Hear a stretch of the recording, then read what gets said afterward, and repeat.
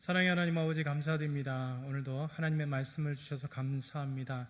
우리의 어두운 마음의 문을 열어주시고 성령 하나님께서 우리에게 지혜를 주시고 또 하나님의 귀한 음성을 들을 수 있는 성령의 은혜를 허락하여 주옵소서. 이 시간 온전히 하나님께 의탁드리며 예수 그리스도의 이름으로 기도드렸나이다. 아멘. 기도는 하나님께서 그리스도인들에게 주신 가장 큰 선물입니다. 기도로 하나님을 만나고 또 기도를 통해서 영적 호흡을 합니다. 또 기도를 통해서 하나님의 응답을 받게 되죠. 그래서 기도하지 않는 사람은 그리스도인이라 할 수 없습니다.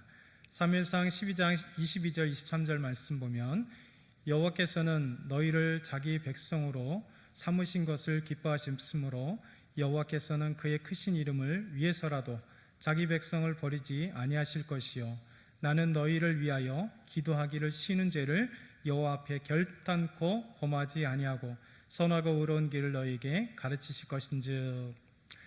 사무엘 선지자는 나는 너희를 위하여 기도하기를 쉬는 죄를 여호와 앞에 결단코 범하지 않겠다, 이렇게 말씀하고 있습니다. 기도하지 않는 것이 죄라고 말씀하시죠. 여러분, 왜 기도하지 않는 것이 죄일까요? 그것은 하나님께서 기도하라 명령하셨기 때문에 그렇습니다. 하나님이 명령하시니 그 명령에 불순종한다면 그것이 바로 죄이기 때문에 그렇습니다. 예수님의 공생의 3년 사역 속에 기도는 중요했습니다. 모든 사역 가운데 예수님은 기도로 시작하여 기도로 끝냈습니다. 그래서 예수님의 모든 삶을 한마디로 요약한다면 기도로 시작하여 기도로 끝낸 분, 그분이 바로 예수님이십니다. 오늘 말씀 첫 번째 보면 예수님은 제자들을 먼저 보내시키고 기도하셨습니다. 마가복음 6장 45절에서 46절 보면 이렇게 말씀하십니다. 우리 한번 같이 봉독하겠습니다. 예수께서 즉시 제자들을 재촉하사 자기가 무리를 보내는 동안에 배 타고 앞서 건너편 벳사이다로 가게 하시고 무리를 작별하신 후에 기도하러 산으로 가시니라. 저물매 배는 바다 가운데 있고 예수께서는 홀로 무태 계시다가. 예수님 바쁜 사역 가운데서도 항상 기도하기를 잊지 않으셨습니다. 예수님은 제자들 무리를 먼저 재촉하여서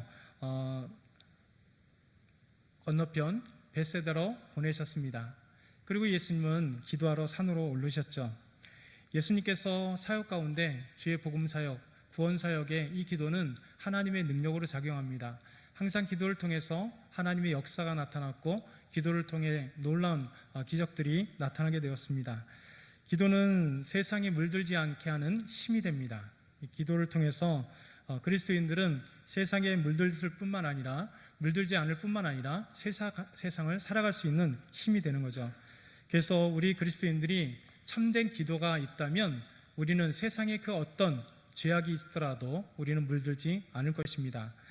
4세기 말경에 기독교가 로마의 핍박에서 벗어나게 되었습니다. 왜냐하면 로마의 콘스탄티누스 대제가 예수님을 믿게 되었기 때문에 그렇습니다. AD 313년에 로마의 종교가 기독교를 공인하게 되었습니다. 그리고 315년에 그 사악한 십자가 처형이 폐지되었습니다. 그리고 321년에는 일요일을 기독교 그리스도인들의 기독교의 예배일로 공인하게 되었죠. 그러나 로마의 국교가 기독교로 변하자 기독교는 급속하게 변질되게 되겠습니다. 타락하게 되었습니다. 그 이유는 첫 번째, 예수님을 믿지 않는 사람들, 그러니까 모든 로마인들이 한 번에 그리스도인이다, 그러니까 로마가 국교가 기독교가 되니까 예수님을 믿지 않았던 사람들도 그냥 명목상 기독교인이 된 것입니다. 그래서 예수님이 누군지도 성경이 무엇인지도 모르는 사람들, 이 로마 사람들이 갑자기 명목상 그리스도인이 되었기 때문에 로마가 변질되기 시작했습니다. 이 로마인들이 자기의 의지와는 상관없이 어느 날 갑자기 로마의 국교가 기독교로 공인화되면서 자기가 그리스도인이 되었던 것이죠. 그러다 보니까 그 전에 없었던 이 거짓 그리스도인이 많이 생겨난 것입니다. 명목상 그리스도인이 생겨나게 된 것이죠.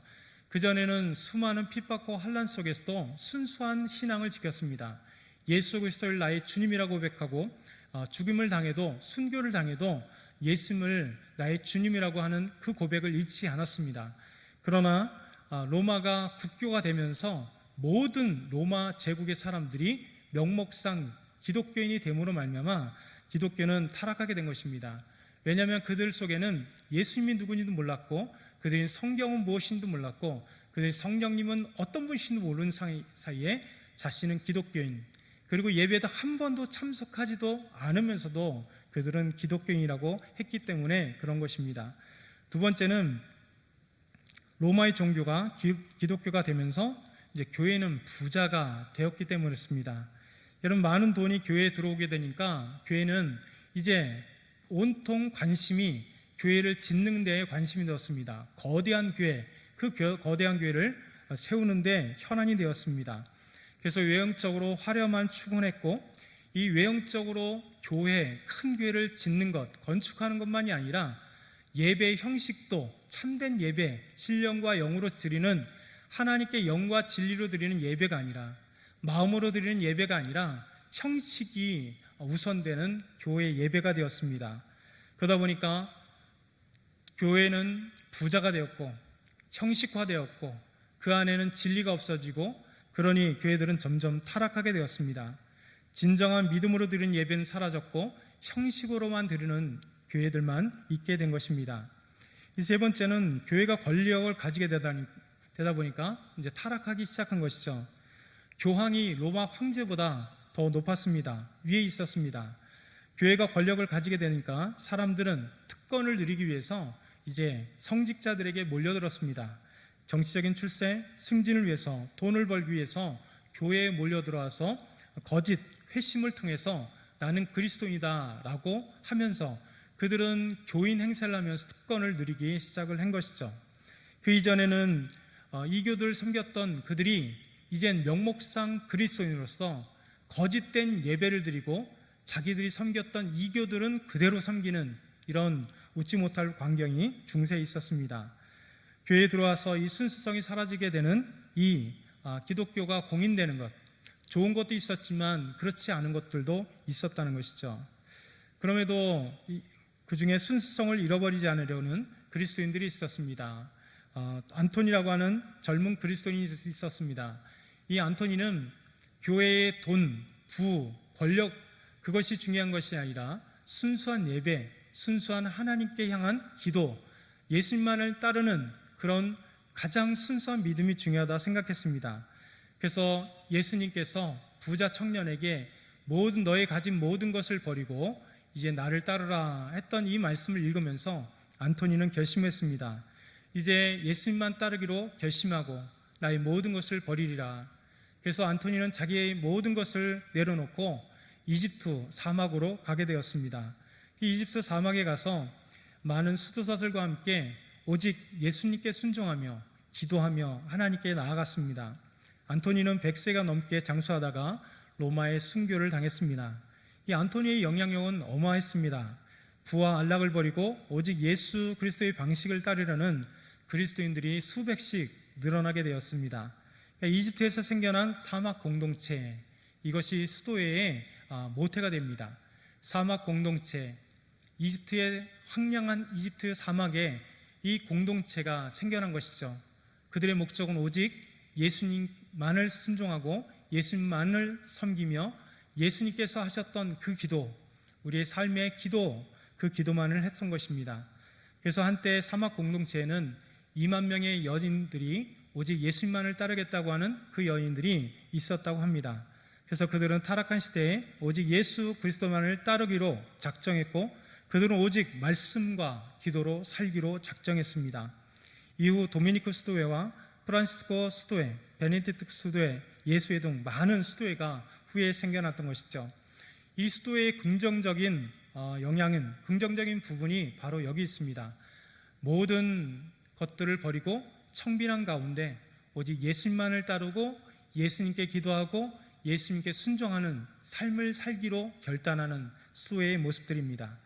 그 이후에 수도원들이 유럽 사회를, 유럽 사상을 완전히 바꿔버렸죠. 수도원에서 생겨난 길드, 그것이 대학이 됨으로써 미국 서구 사이에 정치와 경제와 교육에 엄청난 영향을 끼쳤습니다. 이렇듯 기도하는 사람들은 세상을 바꾸고 세상에 물들지 않는 사람들이 됩니다. 오직 그리스도인, 기도할 때 세상에 영향받지 않는 그리스도인이 된다는 것입니다. 예수님은 기도했고 예수 믿는 우리가 기도할 때 이 세상을 변화시키고 내 스스로 세상에 물들지 않고 오직 주님만을 따라가는 온전한 그리스도인이 될 수 있습니다. 두 번째, 제자들은 바다에서 위기를 만납니다. 예수님은 45절에 제자들을 재촉하셔서 갈릴리 건너편 벳세다 마을로 가라고 말씀하셨습니다. 그리고 예수님은 산으로 가셔서 기도를 하셨죠. 여러분, 제자들은 어떻게 됐을까요?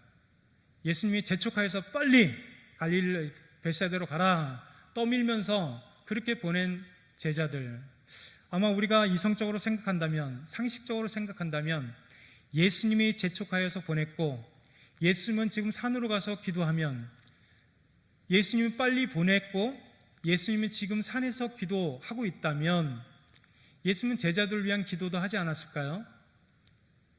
그러면 그들은 안전하게 벳세다에 도착해야 했고, 그리고 예수님이 보낸 길은 평탄해야 될 것입니다. 그런데 오늘 말씀을 보게 되면 그 상황은 정반대의 상황이 있게 되었습니다. 마가복음 6장 48절 상반절을 보게 되면 바람이 거스림으로 제자들이 힘겹게 노젓는 것, 힘겹게 노를 젓고 있었다라고 말씀하십니다. 여러분, 예수님이 재촉하여 떠낸 이 제자들, 산에서 기도하는 예수님, 그러나 제자들에게 닥친 상황은 바람이 거스림으로 풍랑이 찾아왔다는 것이죠. 그래서 그들이, 어부 출신이었던 그들이 배를 저어 힘겹게 지금 노를 젓고 있다는 것입니다. 이것이 제자들 앞에 놓인 상황입니다. 제자들과 같이 종종 그리스도인들에게 이러한 바람이 부는 상황, 풍랑이 부는 상황, 그래서 힘겹게 노를 져야만은 가는 이런 상황들이 벌어집니다. 분명히 제자들처럼 예수님과 함께 했습니다. 하나님의 말씀에 순종했습니다. 그리고 예수님을 따라 가리라고 작정합니다. 그리고 기도하는 인생입니다. 그럼에도 불구하고 우리 삶 가운데는 이런 바람들이 찾아온다는 것입니다. 이것을 기억해야 됩니다. 우리 그리스도인들은 이 사실을 기억하지 않으면 예수님과 동행할 때 형통하다는 것만 생각할 것입니다. 로마 역사 속에서 가장 유명한, 그리고 사악하기로 유명한 황제가 있습니다. 오늘 오전 예배 때 담임 목사님이 말씀하신 네로 황제였습니다. 이 네로 황제는 기독교 역사 속에서도 중요하죠. 네로 황제는 얼마나 사악했냐면 자기 어머니를 익사시키려 했다가 실패하자 칼로 죽였습니다. 그리고 친척은 변비약으로 독살했고 임신한 아내는 배를 발로 차서 죽였습니다. 또 다른 아내는 간음을 했다는 거짓 혐의를 씌워서 처형시켰습니다. 또 네로는 스포리우스라고 하는 젊은 청년, 소년을 자기 아내처럼 새겼습니다. 그래서 스포리우스의 성기를 자르고 그리고 부부처럼 살았던 자가 네로 황제였습니다. 네로 황제의 가장 유명한 사건은 오전에도 말씀한 것처럼 로마 시내를 불태운 것입니다. 네로는 새로운 로마 제국을 건설할 목적으로 로마시에 불을 질렀던 것이죠. 그리고 수많은 사람들이 죽고 로마의 반 이상이 불이 탔습니다. 그랬을 때 이 로마 불타는 화재에 있는 이 로마의 불을 보면서 로마 황제가 오페라를 불렀다는 소문이 들리기 시작했습니다.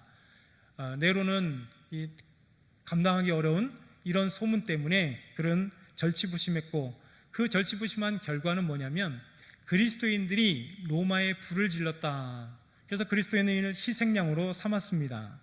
이 자가 바로 로마의 네로 황제였습니다. 그리고 네로 황제는 사도 바울을 죽인 황제로 유명한 황제입니다. 여러분, 이렇듯이 초대교회 성도들은 하나님만을 바라보며 그럼에도 불구하고 핍박을 받았습니다. 수많은 고통이 있었습니다. 그리고 성도들에게는 엄청난 풍랑으로 인하여 그들의 삶을 힘들었습니다. 여러분, 그것으로 끝났을까요?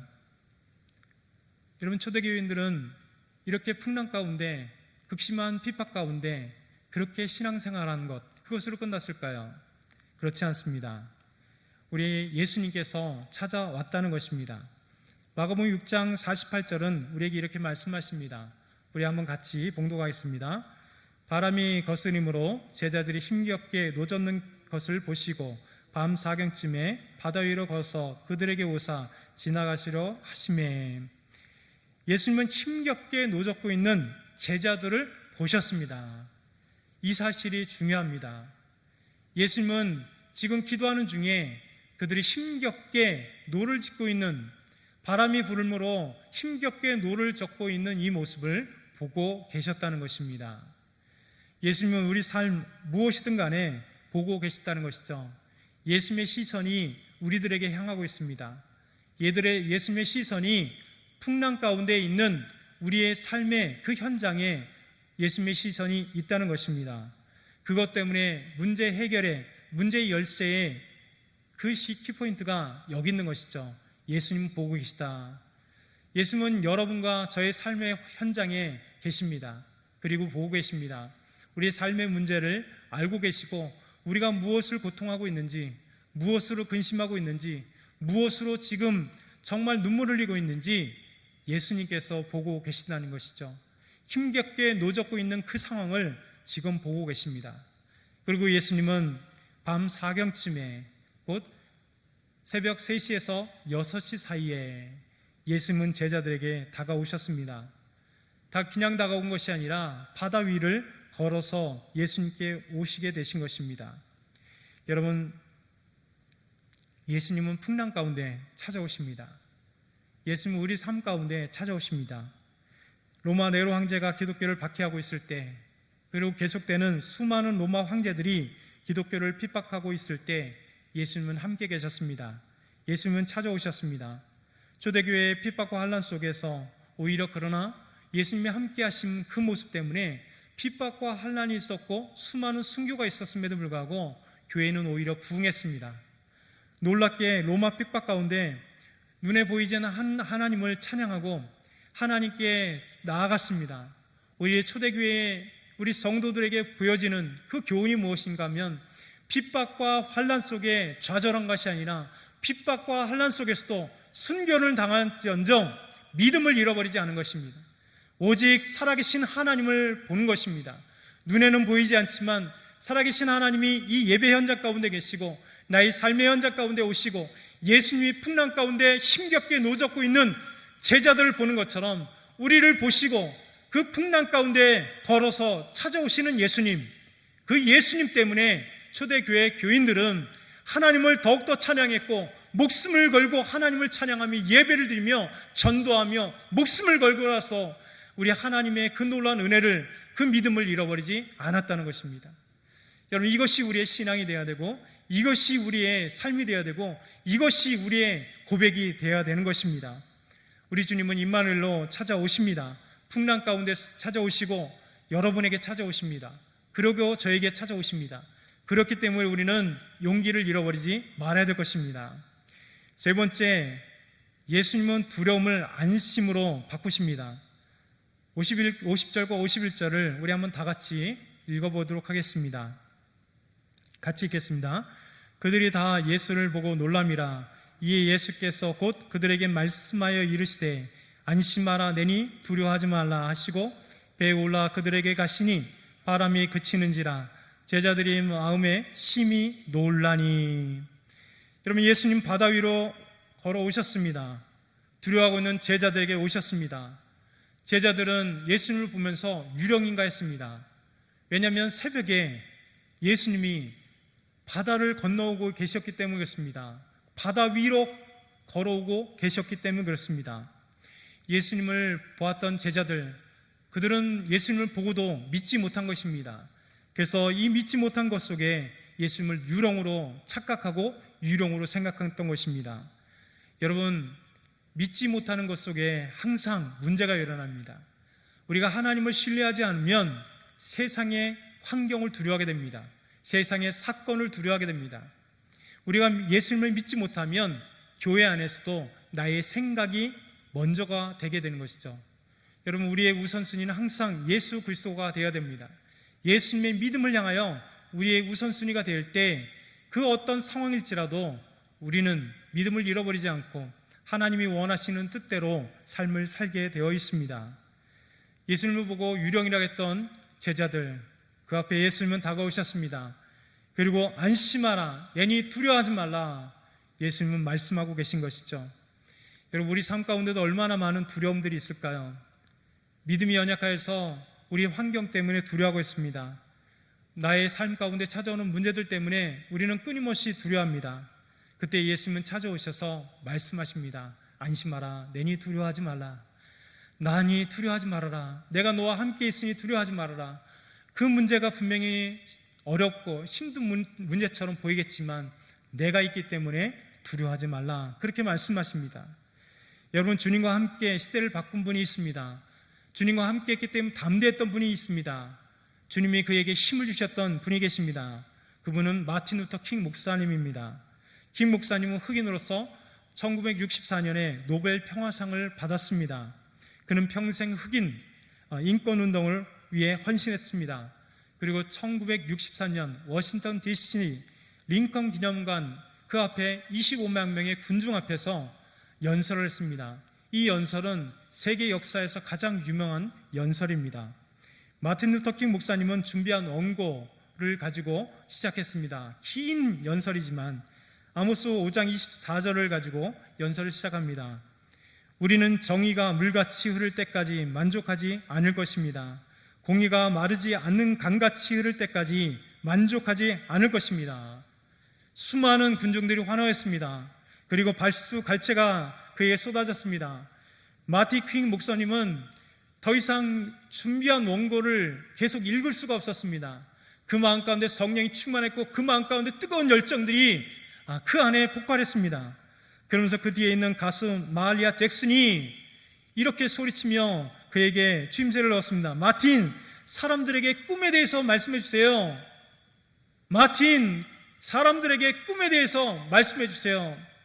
그때부터 마틴 루터 킹 목사님은 이사야 선지자처럼 군중들을 향하여 선포합니다. 이사야 40장 3절, 골짜기마다 도도지며 산마다 언덕마다 낮아지며 고르지 아니한 곳이 평탄하게 되며 험한 곳이 평지가 될 것이요. 마틴 루터 킹 목사님은 계속해서 이사야 11장과 40장 말씀을 인용하여서 그 유명한 연설 I have a dream, 나는 꿈이 있습니다 라고 하는 연설을 시작하게 됩니다. 나에게는 꿈이 있습니다. 조지아주의 붉은 언덕에서 옛 노예의 후손들과 옛 주인의 후손들이 형제처럼 손을 맞잡고 나란히 앉게 되는 꿈입니다. 나에게는 꿈이 있습니다. 언젠가는 불의 열기로 무더운, 억압의 열기로 무더운 저 미시시피마저도 자유와 정의의 오아시스로 변모할 것이라는 꿈이 있습니다. 나에게는 꿈이 있습니다. 내 아이들이 피부색을 기준으로 사람을 평가하지 않고 인격을 기준으로 사람을 평가하는 나라에서 살게 되는 꿈입니다. 나에게는 꿈이 있습니다.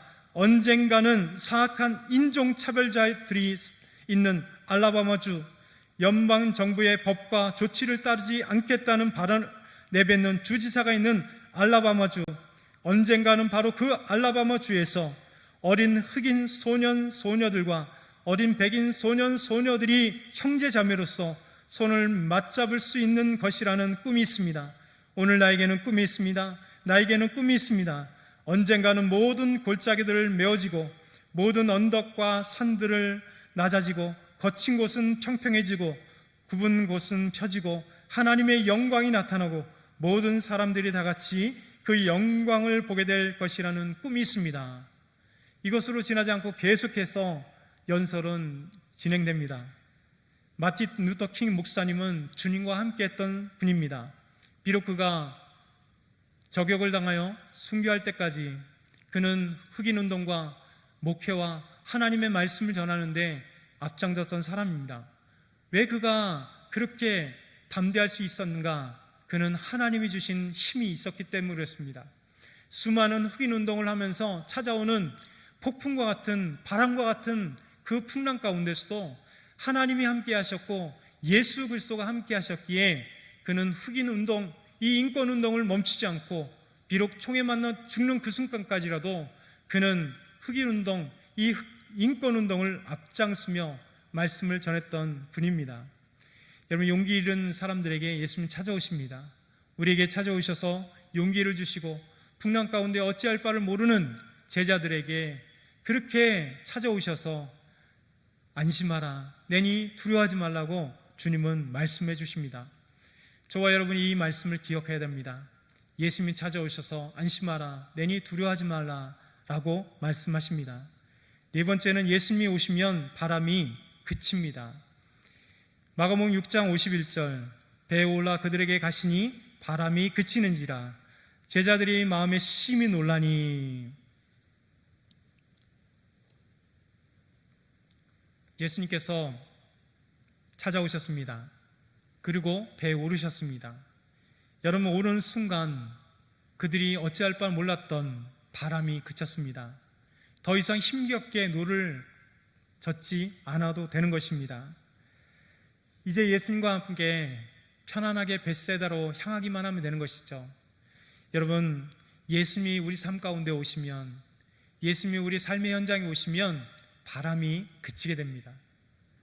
그리고 안전하게 이제 예수님과 함께 그 목적지인 벳세다를 향하여 가게 되는 것입니다. 우리는 예수님과 함께 해야 됩니다. 그랬을 때 우리 주님께서는 정말 평안한 길로 인도하시는 것이죠. 여러분, 풍랑이 일 때, 배를 젓고 있을 때 주님은 보고 계셨습니다. 우리 삶을 보고 계십니다. 우리에게 어려움이 찾아올 때 우리는 우리의 마음이 어떤가, 우리의 믿음이 어떤가 주님은 보고 계십니다.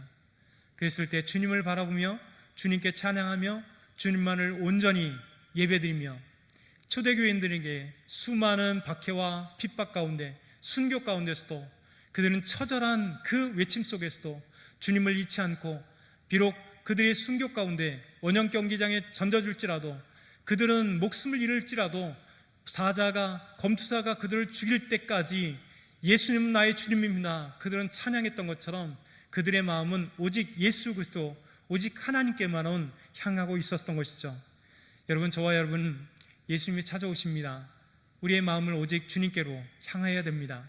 그때 주님은 우리와 함께 하심으로 이제 평평한, 안정한, 풍랑이 멈춰버리는, 바람이 멈추는 그런 환경으로 우리 주님은 바꾸십니다. 마지막 다섯 번째, 깨닫지 못하는 자가 되지 말아야 합니다. 제자들은 그렇게 두려워하고 있었습니다. 무서워하고 있었습니다. 여러분, 그 이유가 뭘까요? 그 이유는 52절의 말씀입니다. 한번 52절 같이 읽겠습니다. 이는 그들이 그 떡 떼시던 일을 깨닫지 못하고 도리어 그 마음이 둔하여졌습니다. 여러분, 이 풍랑이 찾아온 그 전날, 지금 다음 날이기 때문에 그 전날 낮에 무슨 일이 있었는가? 마가복음 5장은 오병이어 사건을 기록하고 있습니다.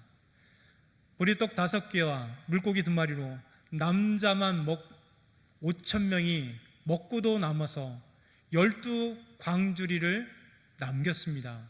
오병이어 기적입니다. 여러분, 낮에 오병이어를 기적 체험하고 밤늦게 제자들은 이제 갈릴리 바다를 배를 타고 가고 있었습니다. 그리고 예수님은 기도하러 가셨습니다. 제자들은 새벽에 풍랑이 오므로 힘겹게 노를 젓고 있었고 예수님은 찾아오셔서 이 풍랑을 잠잠케 하셨습니다. 그럼에도 불구하고 제자들은 이 두려워하고 있었던 것, 그 이유를 성경은 이는 그들이 그 떡 떼시던 일을 깨닫지 못하고 도리어 그 마음이 둔하여졌습니다 라고 말씀합니다. 여러분, 성경은 그들이 두려웠고 예수님을 유령인가 했던, 착각했던 그 이유를 정확하게 말씀하고 있었습니다. 주님이 바로 전날 오병이어의 기적을 행하셨던 것을 잃어버렸다는 것입니다. 마음이 둔하였다는 것입니다. 여러분, 이것이 우리 신앙의 생활의 독소입니다. 우리를 가장 해롭게 만드는, 두렵게 만드는, 마음을 어둡게 만드는 사건입니다. 우리는 끊임없이 예배를 드리고 성경을 읽습니다. 그리고 하나님을 믿는다 얘기하고 기도를 합니다. 그럼에도 불구하고 풍랑이 찾아오는 그 순간, 오병이어를 기적 일으키셨던, 기적을 일으키셨던 예수님을 잃어버린다는 거예요. 풍랑이 찾아오면, 바람이 불면 그 바람만을 보고 있다는 것입니다. 그래서 우리 힘으로 노를 힘겹게 젓고만 있다는 것입니다. 여러분, 노를 힘겹게 젓고 있다, 그것으로 끝났잖아요. 제자는 그 시간에 예수님, 저희를 살려주십시오, 하나님 아버지, 저희를 살려주십시오 라고 외치지 않았다는 것입니다. 어려운 바람이 찾아왔을 때 자기 힘으로 그것을 벗어나고자 노만 젓고 있는 제자들, 이것이 우리의 모습입니다. 우리의 삶 가운데 저와 여러분 마찬가지로 우리 삶 가운데 바람이 찾아올 때 주님을 찾고 있지 못하는 것, 주님이 얼마나 능력이 많으시다는 그 기적을 잃어버린 채 마음이 둔하여져서 예수님을 찾지도 않고 하나님을 찾지도 않고 예수님이 찾아왔는데도 유령으로 생각하는 이 어리석음이 있다는 것입니다. 여러분, 저와 여러분이 오늘 말씀을 기억했으면 좋겠습니다. 우리 삶 가운데는 분명히 바람이 찾아옵니다. 풍랑이 찾아옵니다. 힘겹게 노를 저어야 될 시간이 있을 수 있습니다. 그러나 그것으로 끝나지 않습니다. 주님은 보고 계십니다. 그리고 찾아오십니다. 우리가 생각할 수 없는 놀라운 방법으로 찾아오십니다. 예수님은 갈릴리 바다, 이 풍랑이 있는 갈릴리 바다를 지금 걸어서 위로 걷고 오십니다. 그리고 배에 함께 하실 때 바람이 멈추게 되는 것이죠. 우리 삶 가운데 이것을 기억해야 됩니다. 우리의 마음이 둔하면 예수님을 발견하지 못합니다. 우리의 마음이 둔하면 절대 우리 하나님의 역사하심을 보지 못하는 것이죠. 이것을 기억하면서 오늘 저와 여러분이 하나님 말씀 안에 온전히 순종함으로 기적의 역사를 우리 삶 가운데 체험하기를 축원합니다.